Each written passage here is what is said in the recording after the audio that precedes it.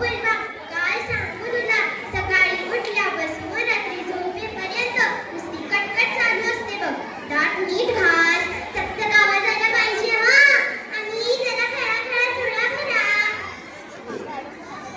पटकन दूध प्यायला लागलं की म्हणते घटाघटा पिऊ नकोस, ठसका लागेल, हा सावकाश पी.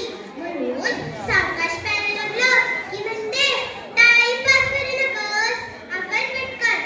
आता तू सांग कसं वागायचं कोणी?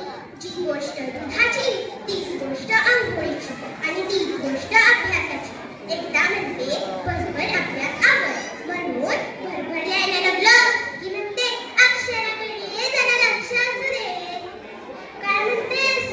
तुझी सुद्धा आई माझ्या आईसारख्या सतत सूचना करते बघ, म्हणजे तुला सुद्धा या सूचनांनी नको केलंय ना गं. जरा टीव्ही पाहायला बसलं की म्हणते अगं किती घरात बसची, जरा बाहेर मुलांबरोबर खेळ. म्हणून तुझ्याकडे खेळायला आले की म्हणते अगं किती लवकर फिरशील, जरा घरात बसायला शिक. कसंही काही वागलं ना तर या आयांच्या सूचना काही संपत नाही बघ. काय म्हणतेस? आई आपल्या चांगल्यासाठी सूचना करते.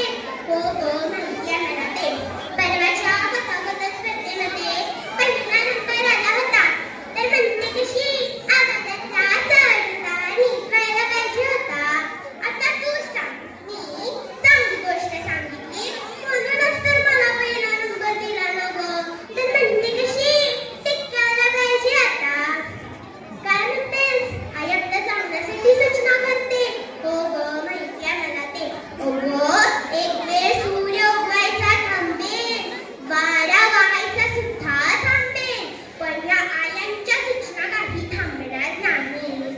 माझ्या बाबांनी परवा माझ्यासाठी नवीन फळा आणला होता, तर त्या फळाचे उद्घाटन सुद्धा आमच्या आईबाईंनी अक्षर माझ्यासाठी काढावे, ही सूचना लिहून केली.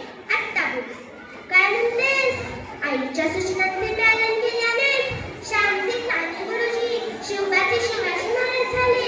हो माहिती आहे मला ते. पण